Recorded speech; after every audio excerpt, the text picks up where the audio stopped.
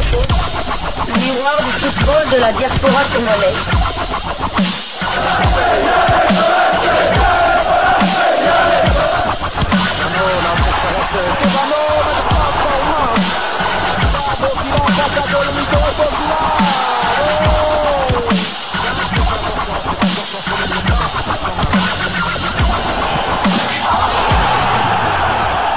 Diasco Foot, le miroir du football de la diaspora congolaise.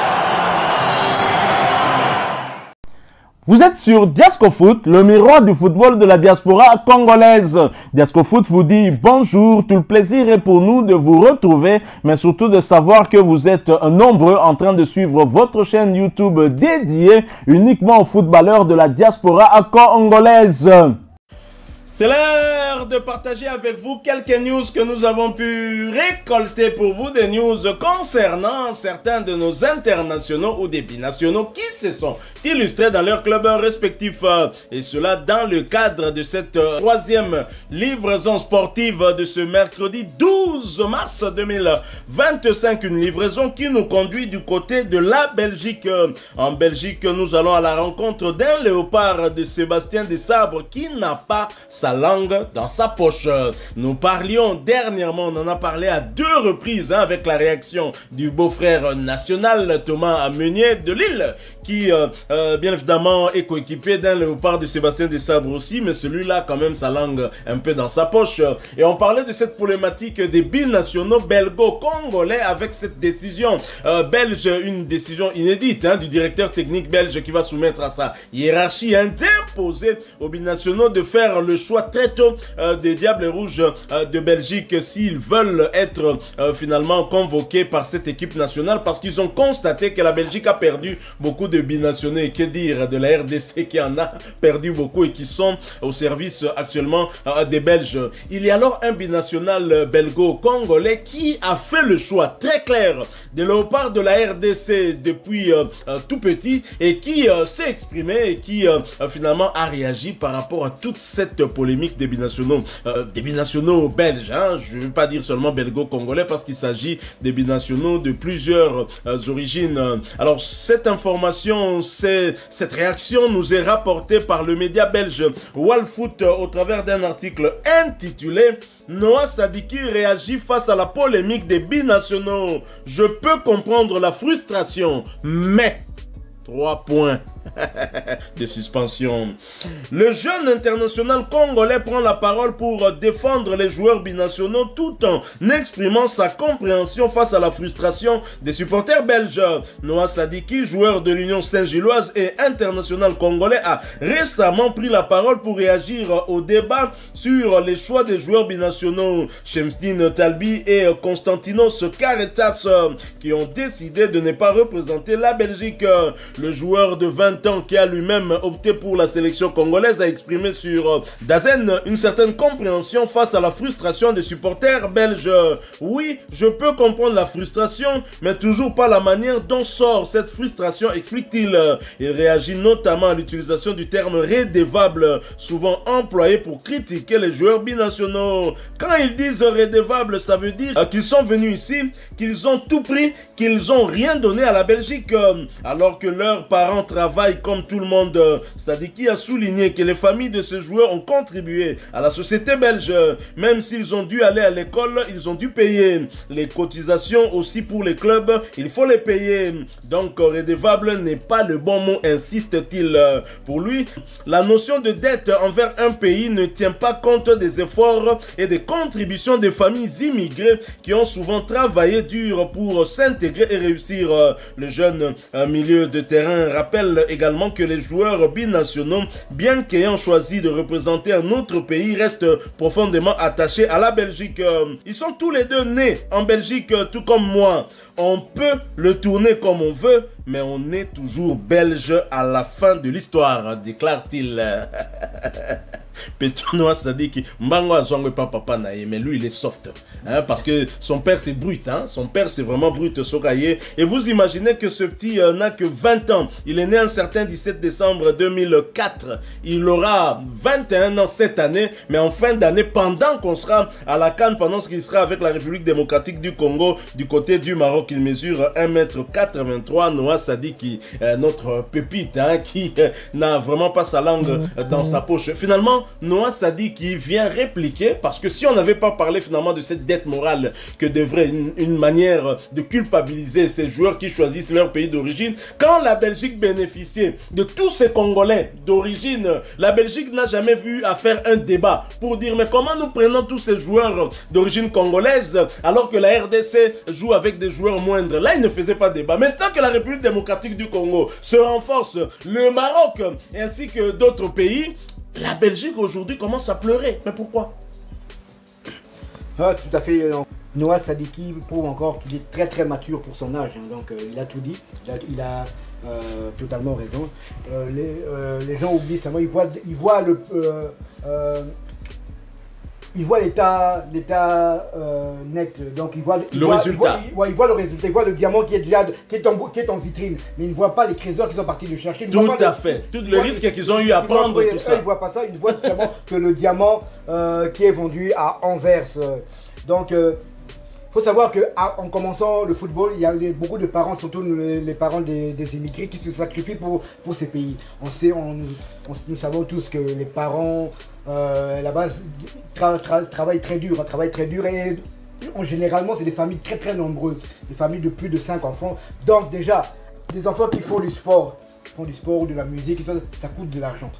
Il n'y a pas que l'école, même si on dit que l'école est gratuite, mais entre-temps, tu dois payer les activités parascolaires, tout ça, tu dois les payer. Tout à fait. Un enfant, la majorité, dès qu'il débute à 5 ans, c'est rarement qu'il débute déjà dans un club du top. Ils commencent toujours des petits clubs, par exemple, de leur village ou bien de leur province.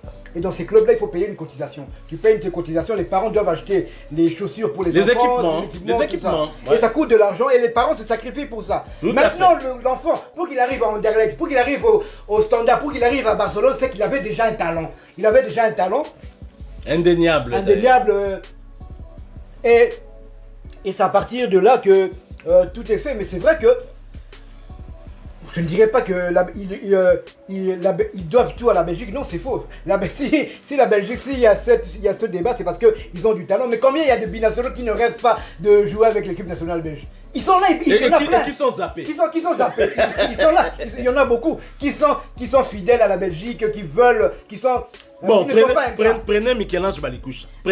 Parce qu'on ne l'a pas encore pris. Prenez Michel-Ange Balikoucha. C'est ça. Prenez Michel-Ange Balikoucha. C'est ça. Donc, c'est tout cela, la problématique. Est-ce que les enfants, vous êtes spécialiste du football belge, vous avez vu beaucoup d'enfants débuter. Vous êtes de l'époque de Marc de Grèze, vous êtes de l'époque de Marc Wilmot, vous êtes de l'époque de Michel Prodhomme.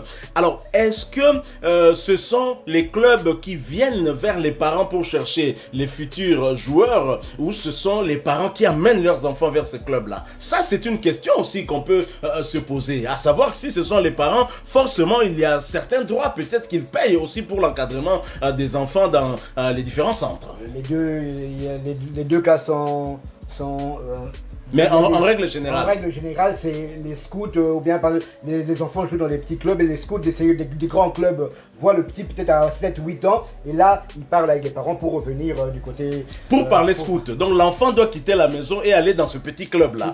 Mais c'est l'enfant qui va vers le petit club, parce que ça débute là. Donc l'enfant va vers le petit club, et donc avec les encouragements des parents, parce qu'actuellement, les parents amènent les enfants en espérant que ce petit devienne un Kylian Mbappé demain, parce que là, le père arrête de travailler, tout ça, il commence à travailler avec son fils. Et c'est aussi ça. Je pense que Noah Sadiki, à 20 ans, le petit réfléchit bien, il a de la maturité, il a raison de dire que nos parents ici travaillent, ils contribuent à la vie de la Belgique parce qu'ils payent des taxes, ils payent des impôts dans ce pays. Tout à fait, exactement. Les parents payent les impôts. Moi, plutôt, je dirais, ils doivent peut-être au club qui les ont fermés, mais c'est pas spécialement à la Belgique. Il y a des enfants, je connais des joueurs belges de 14-15 ans qui quittent la Belgique pour aller du côté de la Hollande, par exemple. Continue par exemple Jordi Kyoso, qui est parti très tôt du côté des Pays-Bas. poursuivre sa formation. Est-ce qu'on va dire aussi qu'il doit être redevable à la Belgique s'il devient international belge du côté, grâce à ses exploits du côté de l'Ajax? On parlera aussi de redevabilité par rapport aux Pays-Bas. Je vais vous donner l'exemple de Lionel Messi. Lionel Messi doit pratiquement tout à l'Espagne. À l'Espagne et à Barcelone. Tout à fait. Tous les problèmes qu'il avait de croissance. Et pour payer, c'est vrai que Barcelone n'avait pas fait ça de bonté de cœur. Ils ont vu qu'il avait le talent. Alors ils étaient prêts à investir pour ce jeune, pour ce petit. Et c'est vrai que l'Espagne voulait aussi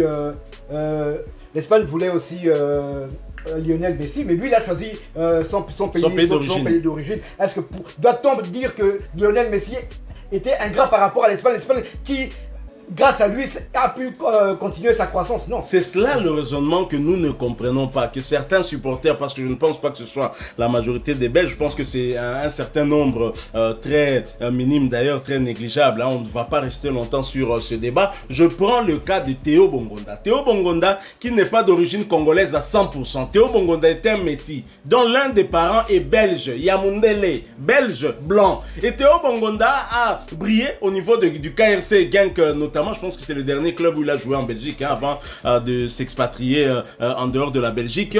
Et Théo Bongonda, lorsqu'il arrive dans la tanière, qu'est-ce qu'il a dit, hein? Je suis parti là où on a voulu de moi. Donc la Belgique a zappé Théo Bongonda. La Belgique aurait voulu que Théo Bongonda n'ait pas une carrière internationale plutôt que d'aller à la RDC. Il reste là en train d'attendre et tout ça. Non mais franchement, donc Binonde Bozouaka, vous connaissez toutes nos langues nationales, Binonde Bozouaka, mais nous on ne peut pas récupérer nos propres enfants. Quelqu'un qui a quitté ici, qui est parti difficilement en Europe, il arrive là-bas, il se bat pour s'intégrer. Il a une petite famille, il a des enfants nés là-bas et la RDC ne peut pas reprendre ses enfants. Le Maroc ne peut pas prendre ses enfants, hein? Et même la Grèce qui fait partie de Schengen, vous ne voulez pas que la Grèce prenne son fils. C'est pas normal, hein? La RDC ne pourra pas terminer tous ces binationaux, tout comme la Belgique ne pourra pas tous les utiliser. Et donc, nous allons pouvoir prendre en fonction des choix de chacun de ces joueurs aussi, parce que la RDC a aussi besoin de se renforcer. D'ailleurs, Walfoot, la Belgique, Fédération belge, le DTN, un match amical contre les Léopards, ça nous fera beaucoup de bien, très franchement. Moi j'en rêve, je rêve d'un tel événement. En tout cas là, Schengen, donnez-nous le visa, nous prenons le visa, nous partons et nous rentrons. Et les Kanango. Voilà, nous sommes arrivés à la fin de cette troisième livraison sportive de ce mercredi 12 mars 2025. 12 mars où il y aura au cours de cette soirée le derby madrilène, mais en Champions League. On verra qui du Real et de l'Atlético va donc passer ce cap. Mais avant cela, à 18h45 heure de Kinshasa, un Léopard peut rentrer dans l'histoire avec son club. Donc Lille ne s'est jamais qualifié pour les quarts de finale de la Ligue des Champions et on croise les doigts vraiment pour le dernier des Léopards qui est encore en lice du côté de la Ligue des Champions. Bonne chance au LOSC et bonne chance à notre international Ngalael Moukao. Et le dernier obstacle pour Ngalael Moukao et ses coéquipiers s'appelle Dortmund de Gurasi. Ok. Si vous avez aimé cette troisième livraison sportive, laissez-nous un maximum de j'aime, partagez avec nous en commentaire votre point de vue, abonnez-vous sur cette chaîne Diascofoot parce que nous sommes et restons le miroir du football de la diaspora congolaise. N'oubliez pas d'activer la petite cloche de notification histoire de ne plus rien manquer des prochains sujets que nous allons vous proposer. Encore une fois, merci à vous, avec espoir de vous retrouver bientôt dans un autre sujet d'actualité, mais en attendant, portez-vous bien et Diascofoot vous dit au revoir.